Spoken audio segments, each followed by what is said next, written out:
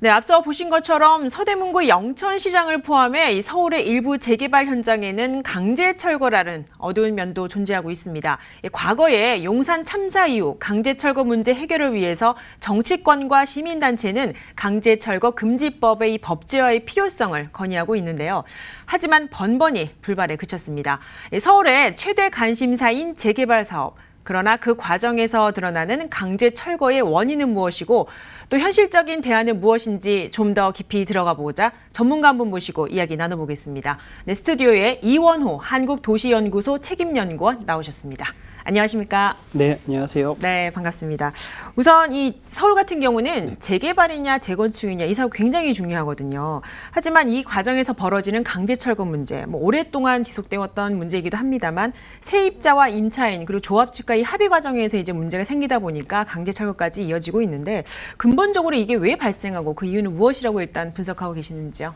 네, 일단 그 재개발과 재건축을 규정하고 있는 법률이 도시 및 주거환경정비법이라고 하는 도시정비법인데 이 도시정비법이 재개발 사업의 원활한 추진을 위한 절차를 규정하는 법이 핵심적인 목표이거든요. 네. 그 도정법 시행령 내에서는 세입자들의 손실보상과 관련된 규정을 두고 있지만 법안 자체가 어떻게 원활하게 사업이 추진될 수 있을까를 중심으로 짜여져 있다 보니 아무래도 이 보상체계나 이주대책과 관련돼서는 여전히 법적으로 좀 부족한 부분이 많습니다. 그래서 그것으로 인한 갈등들이 좀 계속 발생하고 있습니다.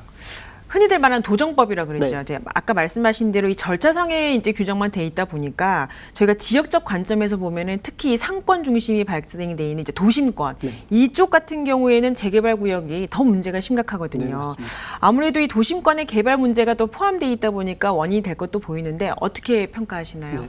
사실 한국의 이 재개발 재건축을 둘러싼 갈등이 40년, 50년 이렇게 오랜 시간이 있었고 그 가운데서 많은 희생들이 있었는데 90년대 중반까지만 해도 이런 재개발과 관련된 갈등은 서울에서 달동네를 철거하고 아파트를 짓는 과정에서 발생하는 거였기 때문에 오랜 동안 관련된 대책들, 특히 주거 세입자들과 관련된 임대주택이나 주거이전비와 관련된 대책들이 수립된 반면에 2000년대 이후에 뉴타운 개발이 시작되면서 다시 서울을 광역 개발을 하기 시작했는데 이제 서울은 달동네가 즐비한 서울이 아니라 상권을 중심으로 발전한 서울인 거잖아요.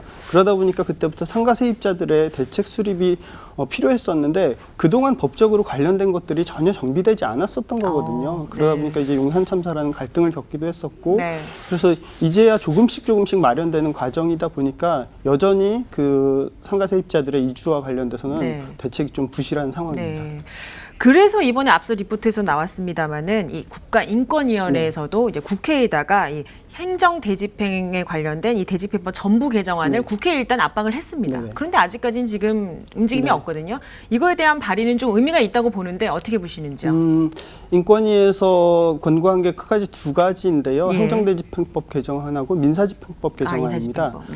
근데 실제로 도심의 재개발 재건축 지역에서는 행정대집행법에 의해서 진행되지는 않고요. 주로 이제 행정대집행법은 무허가 시설물 철거에 사용되고 있고 재개발 지역에서는 민사집행법에 의해서 이루어지는데 인권위에서는 이 민사집행법 개정을 통해서 공무원이 집행 과정에 참여하게 하고 또 야간이나 동절기 철거를 금지하도록 하는 것들을 포함시켜야 된다라고 권고를 하고 있습니다. 물론 전 당연히 이게 법적으로 좀 반영이 되어서 개정돼야 된다고 보고요. 다만 사실 그러한 조치는 지금 서울시 차원에서도 조례나 지침을 통해서 하고 있습니다. 집행 현장에 공무원들이 참여하고 또 동절기 철거를 금지하고 있죠.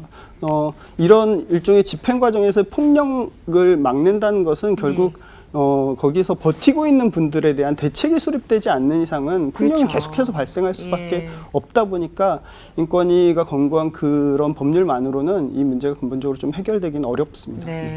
앞서 저희가 조합 측 관계자분들께 물어봐도 말씀하신 거와 유사하게 얘기를 하세요. 이렇게 버티고 있으면 저희는 보상금을 더 줄 수밖에 없는 사안인데 그런데 이런 과정에서도 19대 20대 국회에서도 사실은 이 강제 퇴거 금지법을 또 발의를 했는데 이것마저도 여전히 불발되고 있거든요.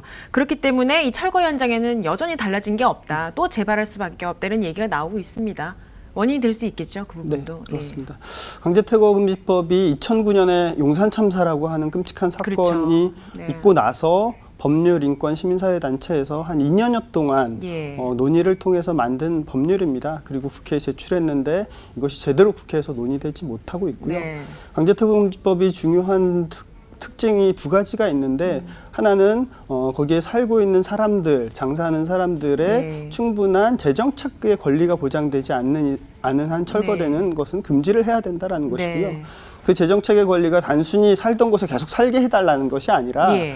개발이라는 것들이 발전하고 더 나아지고자 하는 거잖아요. 그렇죠. 그러면 거기에 살고 있는 사람들이나 장사하고 있는 사람들의 삶도 개발 사업 이전과 최소한 동등한 수준으로 네. 유지될 수 있는 대책이 수립돼야 된다는 게 원칙이고요. 네. 두 번째로 중요한 게 개발 사업 시행 계획 수립 전에 네. 사전 인권 영향 평가를 실시하자라는 것을 내용으로 담고 있습니다. 사전 인권 네네. 평가. 예. 지금 개발 사업을 하면서 환경 영향 평가나 그렇죠. 교통 영향 평가를 하죠. 예, 하죠. 이 사업을 진행할 때 환경이나 교통에 어떤 부정적인 영향이 미치는지를 미리 예측해서 대안을 수립하게 하는데 정작 거기 살고 있는 사람들에 대해서는 네, 미리 예측하는 게 전혀 없어서 네.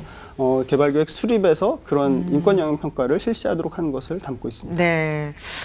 사실 제일 중요한 부분이기도 하고요. 네, 마지막으로 일단 현실적인 대안이 가장 먼저 필요해 네. 보입니다. 물론 철거민들에 대한 보상 문제긴 하겠지만 네. 이 밖에도 또 더 여러 가지 문제점을 해소할 수 있는 방안이 필요하다고 보는데 네. 어떤 대책이 가장 필요하다고 보시는지요? 일단 근본적으로 이 개발 사업에서 공공이 시행할 사업과 민간이 시행할 사업에 대해서 좀 엄격한 분리가 필요할 것 같습니다. 네. 특히 재개발 사업이라는 게 도시계획적 차원에서 이루어지는 사업이거든요. 예. 집 한 채를 부수고 짓는 것이 아니라 도로도 만들고 공원도 만들고 필요하면 학교도 만들고 네. 사실상 공공이 해야 될 공익적 사업인데 공공이 다 하지 못하기 때문에 맞습니다. 민간에게 공공의 권한을 예. 위임해줘서 하는 건데 정작 공공이 권한은 위임해줬는데 제대로 관리 감독을 사실 못하고 있거든요. 예. 심지어 그냥 땅 따먹게 할 금만 거주고 말았다 이런 표현까지 쓸 정도인데 네. 실제로 공공이 책임져야 될 부분은 확실히 공공이 책임지고 예. 가야 된다는 게 있는 것 같고요. 네. 또 하나는 민간에서 사업을 추진하더라도 지금 보상 체계에서 여러 가지 불비한 부분들이 많은데 이것을 단순히 조합에게 모든 책임을 돌리는 네. 방식뿐만 아니라 시에서도 할 수 있는 역할들이 있는 네. 거거든요. 현재도 법률 체계에서는 조합에서 추가 보상을 할 경우 용적률 인센티브를 적용할 수 있도록 하는 제도가 있기도 하고 네.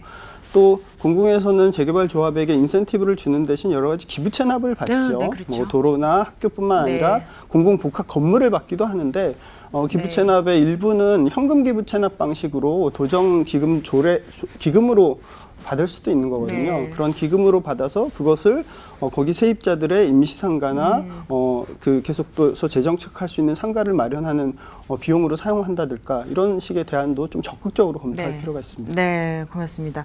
아무래도 이제 법적 테두리 안에서 공공과 또 민간이 함께 갈 수 있는 공정 방식, 지금부터라도 실현 가능한 거기 때문에 적용해 보는 것도 좋을 것 같습니다. 네, 오늘 말씀 고맙습니다. 네, 감사합니다.